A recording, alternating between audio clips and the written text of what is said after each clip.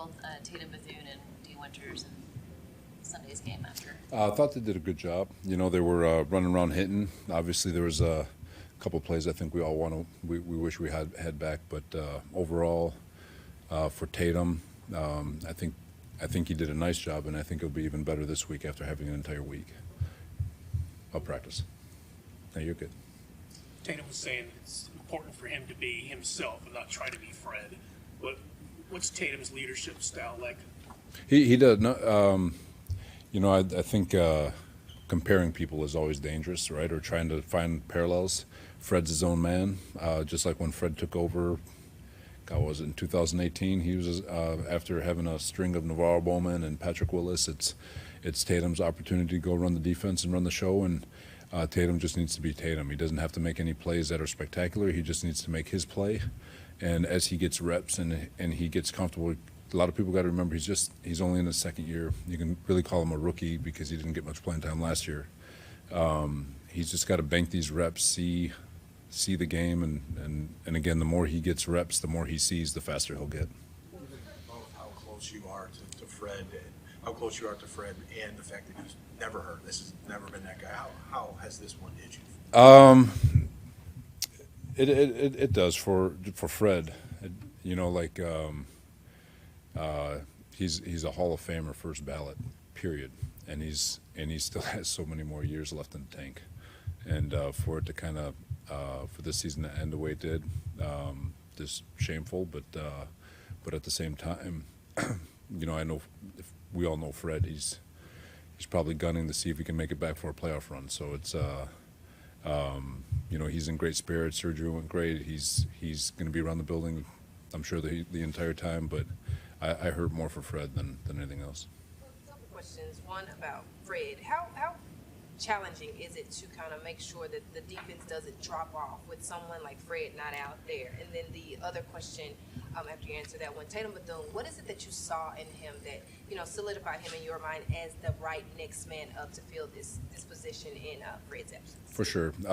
First off, with Tatum, you know, Fred didn't practice throughout OTAs, so he had a lot of banked reps with the ones throughout OTAs, which is, you know, which is actually a benefit at this point. But Tatum's made of the right stuff. He works the right way. He communicates the right way. He does things the right way. He's very confident in his ability, and I've said this to a million people as it pertains to drop off.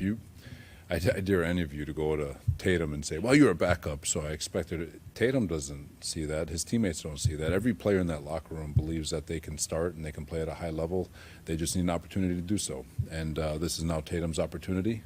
And the growth that he'll experience between now and week, however many weeks are in NFL season now, Game 17 is going to be significant. I can promise that. And I'm excited to see him grow throughout this process.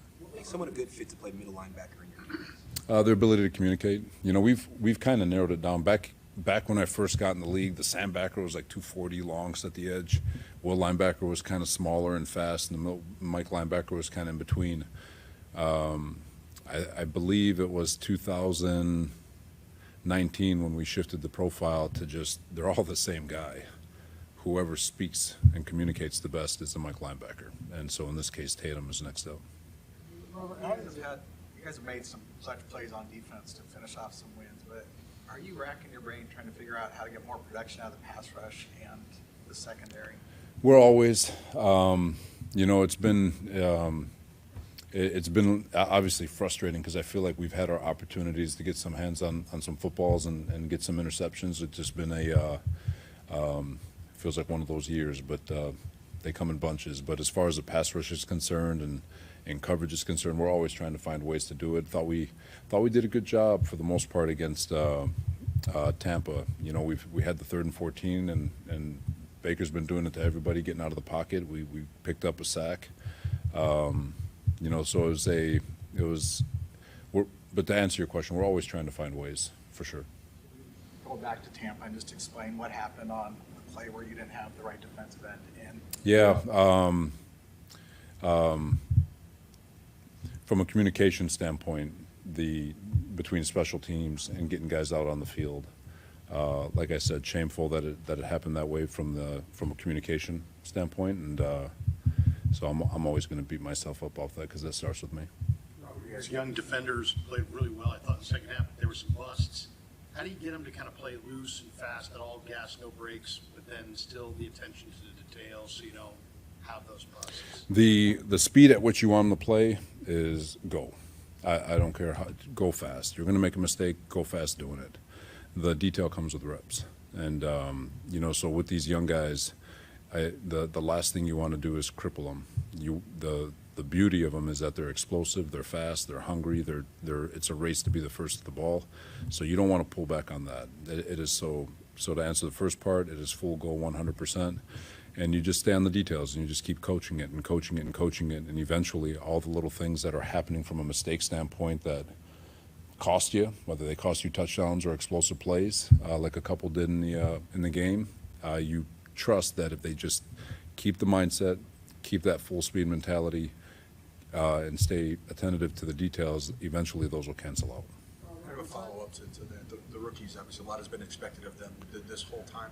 Do you have to caution them in some ways to not press when guys like Fred and Mose are going to try not to do too much and kind of keep on their path, so to speak? I don't think they know any better. They're just going out there and they're playing the game as best they can, and a lot of times they're just playing off of pure physical ability. There's a lot of things happening mentally that they're still unaware of. And get into a whole dissertation as to why the second-year slump happens, because now they think they know, and they lock themselves up, and they forget why they were so good as rookies, and they're just out there playing. And so there's, like I said, there's going to be mistakes. They're going to gain some scars, but as long as they're getting those scars at 100 miles an hour, you trust that eventually they'll learn and maintain their speed while executing at a very high level. Coach Kyle Shanahan was asked about Pinnock and the difference in snaps in week 6 versus the weeks previous, and he kind of mentioned that Jair kind of earned that role. You can just kind of speak to what you guys saw each week from Jair when he was taking more snaps in special teams that kind of helped him to kind of thrust himself back into that position. Yeah, Jair's been consistent, and and to be clear, like that spot's not dead. The one thing I'll say is that Malik is starting. And as we continue to build up his rep count to get him to where he needs to be from a conditioning standpoint, although he's conditioned, it's anyway, long story on that one.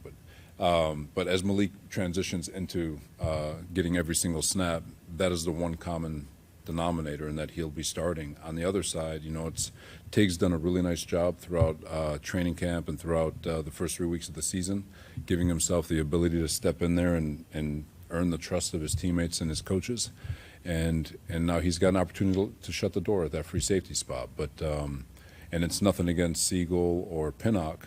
They've both done a really nice job. It's just giving him an opportunity, and eventually, as we develop that group, we'll find the right combination of guys to compete. Well, beyond the obvious talent of the running backs, what's kind of has made the Atlanta ground game so successful? Yeah, their O-line is arguably one of the better ones in football. Very talented group. I think they're very well coached. They're doing a really nice job creating issues in the run game, creating lanes, creating space. The backs, obviously, both of them are outstanding. They're different style runners, but they're both outstanding, and they do a great job scheming it up. So all-encompassing. Their receivers block. Their O-line is pretty damn good. Their backs are special. So, and then you got to respect the quarterback because he is able to off-play action pass, make you pay, and the receivers can make you pay in the pass game. So they've done a really good job building it. They've done a great job coaching it, and the players are doing an outstanding job executing it. What do you think Does of Drake Charlie London? Did Charlie Warner stick out to you as a blocking tight end? He's doing a lot. He kind of feels like I don't want to say exactly the same as Juice, but he does a lot for them. And whether it's in the backfield as an extra running back to allow Bijan to be a receiver in third down, whether it's a lead fullback, whether it's getting out and pass route, whatever it is, whatever there is that they're asking him to do, he does it, and he does it at a pretty high level. So he's been impressive. Special teams will have to defend a guy like London in the quick game. It seems like they're going to him in the quick game. Why is that so hard to defend? He's such a big body. He's a massive man with great length, strong at the catch point. He's just strong overall, and then at the catch point, his hands are strong. So he's a difficult matchup. Special team.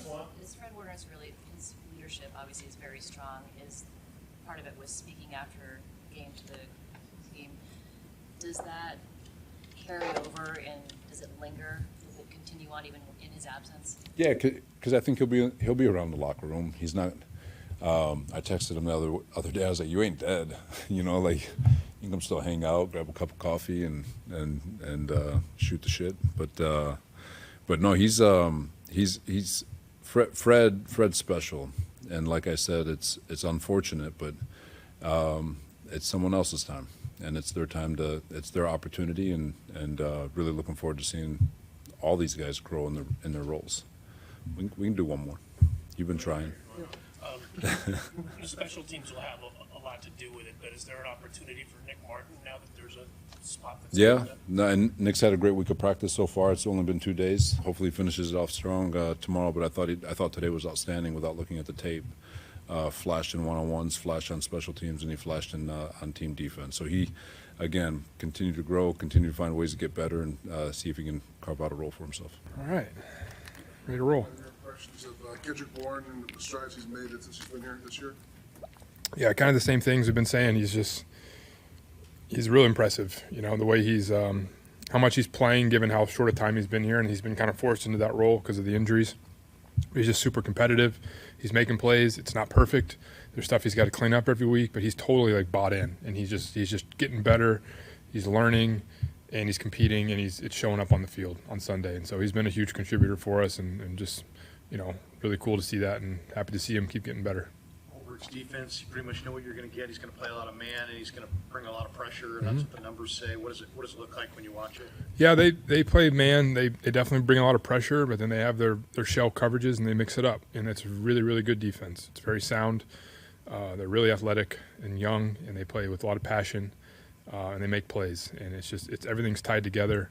And the reason why I think they're ranked number one, or depending on which metric you use, they're up there, and they're really good. It's a huge challenge for us, and you know, we're getting ready for it, but it's going to be very challenging on Sunday for sure.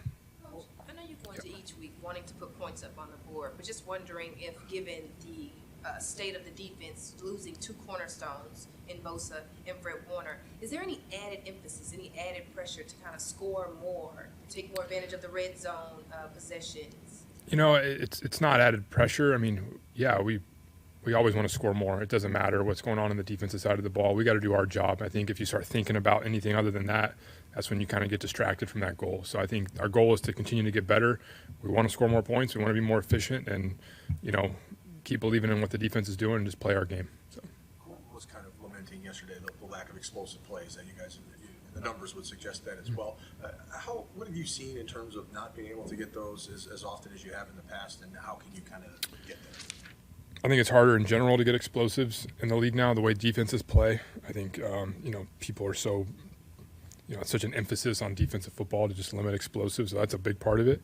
Some of it is just luck. Some of it's just missing something here, missing something there. It's not something you try to overcorrect or anything. You think those will come your way if you keep playing the right way. I truly feel that way. I think they'll come in the run game. I think they'll continue to come in the pass game if we keep playing the right way and getting better. So. How has Kittle looked so far this week, and how can he be helpful in that regard? Oh yeah, I mean, he's looking good. He's great to have him back out there. You know, he's been working back into practice. He's definitely one of our most explosive players. That definitely helps, you know, to answer your question. The untrained eye, it looks almost like Mac Jones just hit the ground running for you guys. But do you see him making progress every week and getting better still? Yeah, I do. It's really cool. And, you know, this week, he didn't get to practice a lot last week. And this week you see more progress because he's practicing. And even he owned that, you know, last week. He needs to practice. He needs to keep getting those reps.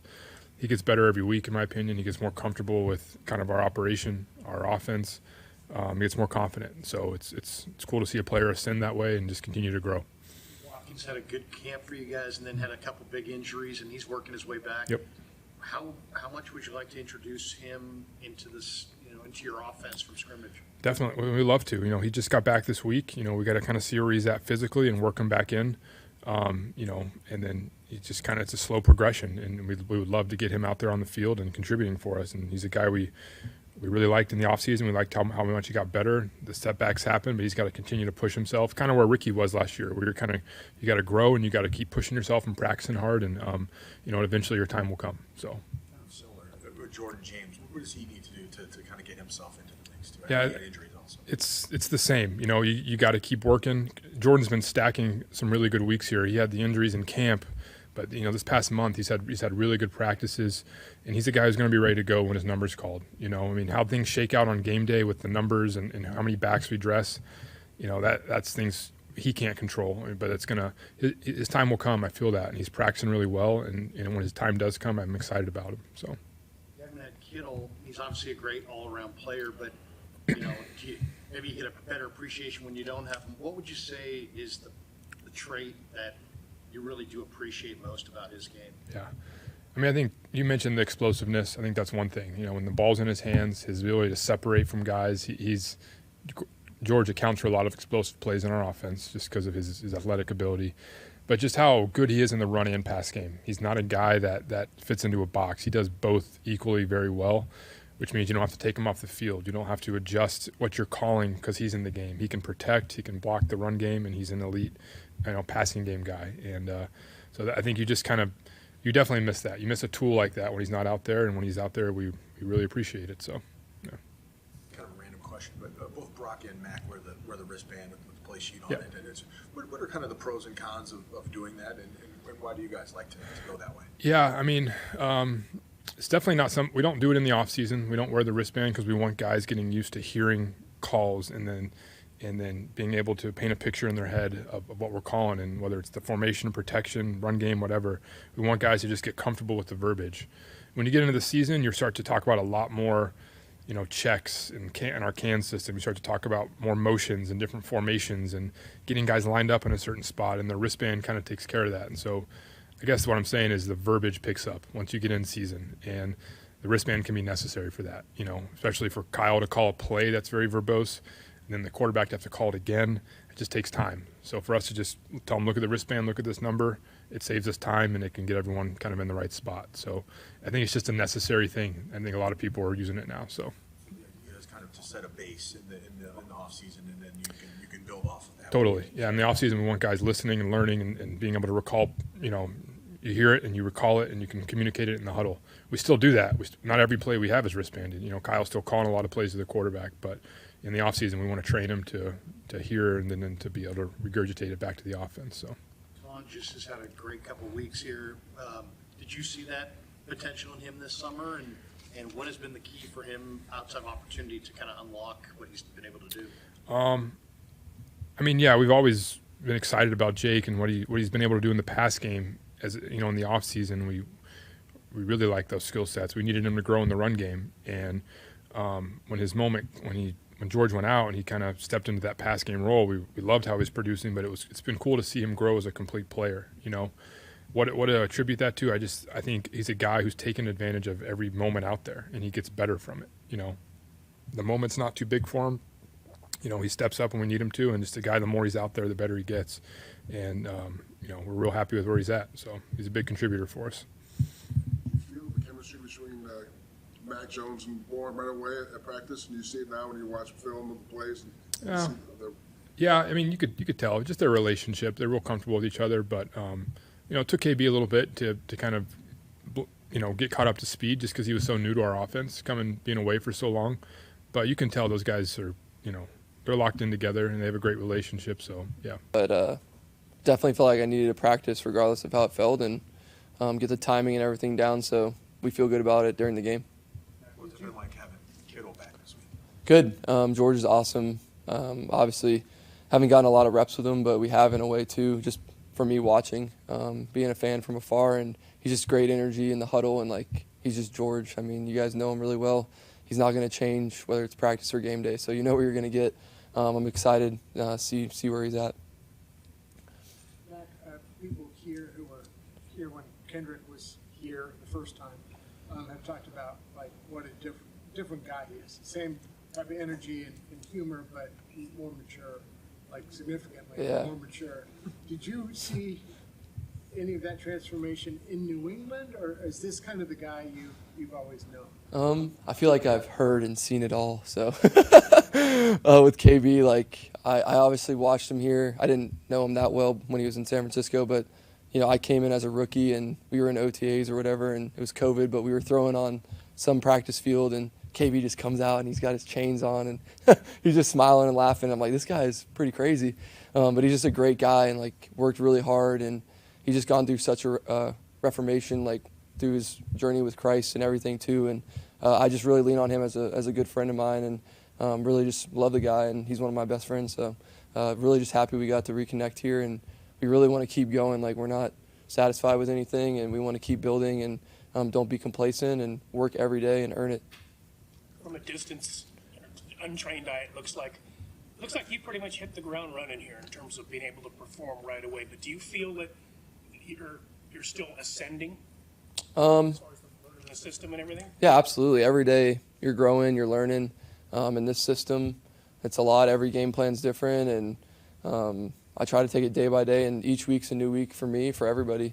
And I go out there with a clean slate and know that I have to earn it every day at practice. And we've had 2 good days, and practice execution becomes game reality. So I understand that, and me being out there practicing is important, and everybody too. Everyone's dealing with stuff, but definitely feel like each week is a challenge, especially this week. I think Atlanta's kind of off to like a historic start here on their defense. They're really, really good. So we got to be ready to play. Kind of to follow up on that with how you spoke about the Atlanta Falcons defense, given the course of the last 6 weeks and the production on the offense, and now Fred's out, Bosa's out, so the defenses may take a step back. Okay. How much of an emphasis going into this week is it that, like, we got to score some points, guys? We got to get some points on the board. Yeah, it's always that's our goal, right? And I know everyone says that when that question's asked, but really sometimes that becomes a problem because you're thinking about the wrong things. I think you really want to focus on what your job is on each play, and obviously you want to score, but you got to focus on doing your part. And if you're always thinking about something else, this guy's out or we need to do this, then you're not focused on your job. So I feel like we've done a good job trying to operate really well in practice this week and set the tempo and do all that stuff. But like you said, their offense over there is really good. Their defense is really good, and they're playing complementary football. And like I said, they're really good. So we got to be ready to play. A lot of anticipation. How much confidence and trust do you have in Kendrick right now that he'll win and be where he needs to be when he needs to be? Yeah, a lot of the guys I have confidence in, and that's the only way you can run the system. And you got to commit to every throw. And I know Mick Lombardi's talked to me about that a lot, and I feel like I've been doing that, and I'm going to continue to do that. And like I said, the points will come as long as I operate the offense and commit to every throw and rip it. Is it a somewhat conscious decision for you to go back to a guy after maybe a play doesn't work out, like Kendrick Bourne or Demarcus Robinson when play doesn't work? Yeah, sadly, me and KB have had a few of those just in our careers, and we have a lot of experience bouncing back from bad plays, to be honest. So I know what he needs to do, and like if I mess up, he's going to come up to me and be like, you got it, just next play. And like the other couple weeks when he had the drops, I was like, dude, just flush it and let's keep playing.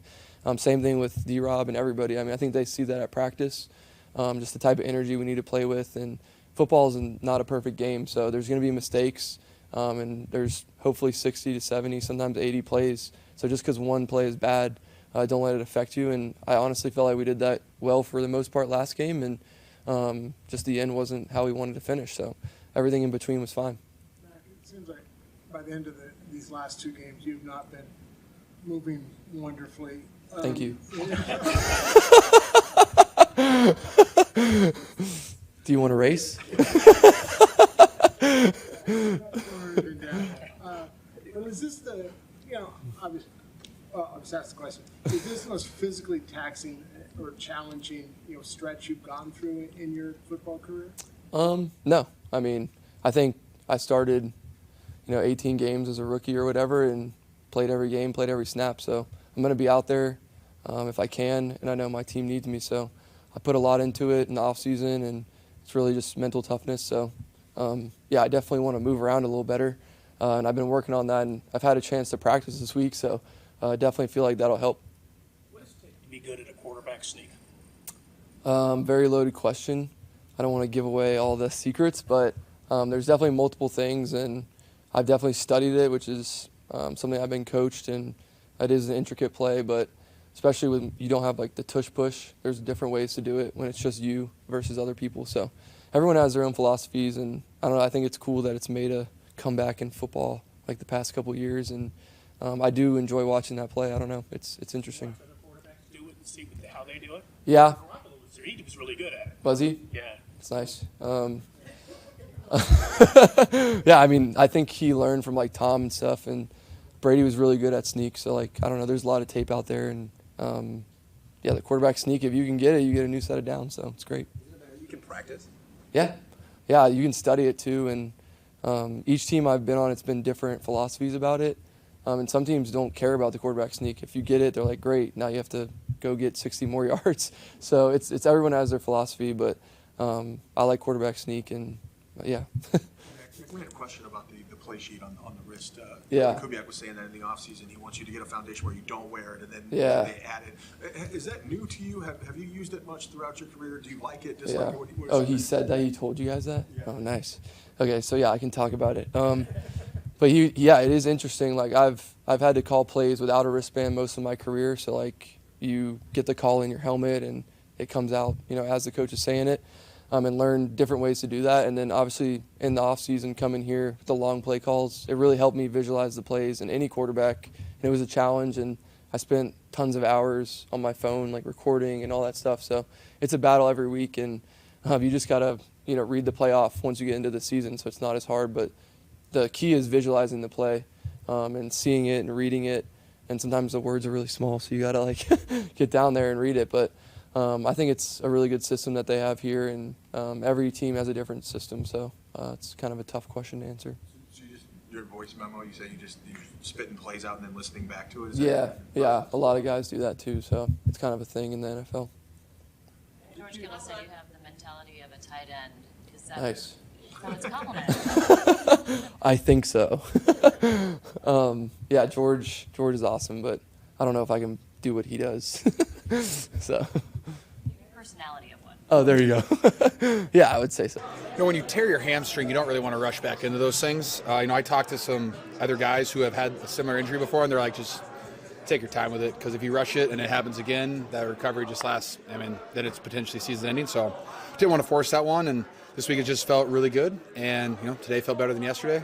So excited to just go out there and hang out with my friends. Did you feel it on that first series, the first on your touchdown catch, but tried to battle through it? No, I don't know. Played 26 and maybe played 26 or 25, something like that. I just felt like a rubber band snapped in my hamstring. I was like, just gotta go to the locker room after that one. Was that the last play, like you're running the deep route? Yeah. On the side. Mm-hmm. Full tear? Yeah, full tear. It was very fun. No, that sucked. But hey, here I am now with a lot of football left to play. What's been your observation of why the running game hasn't clicked the way it normally does for the 49ers? Let's see. I would say a couple of things. One, I think that the D-lines that we've been facing and the defense coordinators that we've been facing are pretty good. Like, I think Seattle has an incredible D-line. I think a lot of teams we play have had better D-lines than I think preseason schedules had, told people. And I still think that, we're just kind of trying to find our rhythm again. Whether it's, new tight ends are playing with, offensive tackles they haven't played with before. We have a young guy on the inside, this communication stuff. Like, I think it's an overall group thing. Like, some plays, there's some guys that are messing up. Other plays, there's other guys that are messing up. Sometimes they just have a better play call than we do. And so I think it's everybody. It's offensive line, tight ends, running backs, fullbacks, wide receivers, coaching, calling plays. So I think we just got to continue to work on it and fine-tune it and find out what is best for this team in 2025. It seems like the offense has moved the ball well for the most part. There's some red zone issues, maybe not as many explosive plays. Like, do you feel like you can, I'm not saying the missing piece, but like, do you feel like you can be the thing that helps push this offense into that kind of next level? I'm going to try my best to shove everybody as hard as I possibly can. Whether it's with my energy or hopefully really good playing ability, that'd be my dream. But just try to bring the juice and add it, because I'm really excited to play with Kendrick Bourne again.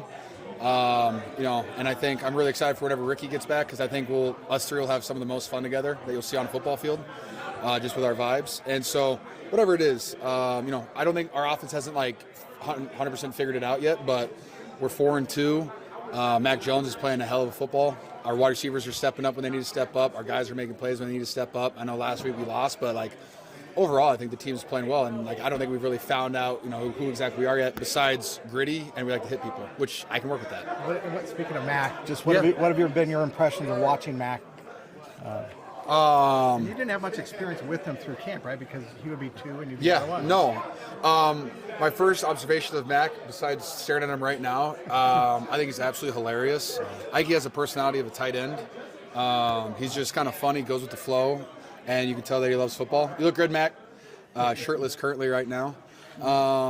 Actually, my favorite thing about Mac is when we do walkthrough, he doesn't use any of his body but his arm to throw a football. He just stands square and launches it, and then in practice he steps into it. So he's just a goofball, and I really appreciate that. But then when you see him he's taking the reps or he's in a game, how locked in and dialed he is, it's just really cool to see. And seeing him in meetings, and when Coach Shanahan's installing a play and he tells Mac, hey, you're going to look at this, and then you're going to move to this triangle, and based on how this safety reacts, this is where the ball's going. And seeing him listen to him, write it down, and then continue to move on, you can just see he's really excited for his opportunity to play here, and he's going to do his best with it. So it's just kind of fun to see that. You said you were going to be. I might have. I don't know. You missed it. You were talking to Trent. Well, it's crazy. And reiterate if that's the case. But my question is actually, being that Fred went down and you guys also lost Bosa, was there an extra itch to get back out there and help your team after losing 2 cornerstones on the defense? I have been so very excited to play football since last season ended, and being only able to play 26 snaps has been very difficult for me. I've been trying my best to get back as fast as I can without being an idiot and rushing it. So the itch, I would say, has been there. Losing Bosa is heartbreaking because I love sharing the field with him, and I love sharing the locker room with him. But the nice thing is he's back this week, so being able to hang out with him has been really fun. And then, I've heard all the guys say things about Fred, and they're all accurate. Fred's a fantastic football player. He's the best leader I've been around. And so losing someone like that is very difficult. But I will say it was fun to see all the young guys that were playing after Fred got hurt, and was it a punch in the gut? Yeah, 100% it was watching it, but that defense was still flying around and they were still hitting people. So there's a lot of opportunity out there for a lot of guys. I think Fred's pretty irreplaceable, but it's not really a choice in the NFL. You just got to continue to move on. But yes, I'm very excited to play, and I'm very excited to bring juice for this team. Speaking of bringing juice. Holy shnikes, Vern, I didn't see you down there. I'm back. Yes, you are. Well, I should say that. Speaking of bringing the juice, will you be the one delivering the fire and brimstone to the team before the game? Who knows? Maybe. If I'm up for it, I'm going to hopefully try to spread that around so it's not just one person speaking over and over again. But we'll spread it out. I might make Purdy get in there at some point. That'll be kind of funny. Who knows? I'd love to hear a Mac Jones pump-up speech. That'd be pretty good. I think it's going to be a group effort. I think when you have someone like Fred who can, fantastically inspiring the troops, I think that's a fantastic thing. But it's also an opportunity for 53 other guys in the locker room, to speak up, share their voice. And the cool thing about football is you can learn something, from Trent Williams. I can learn something from C.J. West, a rookie. And as long as you keep your ears open, you listen to them, you can learn something really cool. George, what is 2025 Kendrick Bourne like versus the Kendrick Bourne you knew before? More responsible. Yeah, in all aspects, just more responsible. Still a complete goofball who loves life and loves football, just more responsible and married. Is this season kind of the epitome of a typical NFL season? You have what you think is going to be a plan going in, and it gets altered because of injuries, and you're probably an example of that as well. You just have to kind of roll with it, but isn't that kind of what happens every year in the NFL? Yeah, it is. There's some teams that just get brutally hit with injuries, and at the end of the day, outside of your locker room, nobody really gives a shit. Excuse my language. When they go back and watch the tape in 2 years when you're game planning for somebody, it doesn't really say in an asterisk, hey, they're down five of their top 10, highest paid players. It doesn't say that. It doesn't say, hey, someone's playing with a stinger. There's no asterisks or anything like that. It's just all right, what is this team going to go out there and do? And so your expectations go out there and we're going to fight. We're going to hit people in the face. And, regardless of who's out there and who's not out there, the Niners are going to try to play to the standard that we've set. Thanks, George. Thanks, guys. Thanks, George. Will you be going to Friday's SmackDown in San Jose? You're the third person to ask me that, and I want to so badly. Who knows? Probably not, though.